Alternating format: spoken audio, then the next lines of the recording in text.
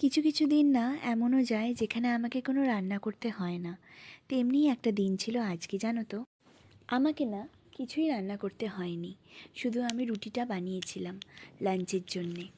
তো অভিষেকের কলেজে না আজকে খাওয়া দাওয়া ছিল, তো আমাকে বলল যে এক্সট্রা করে একটা প্লেট ও আমার জন্যে আনবে।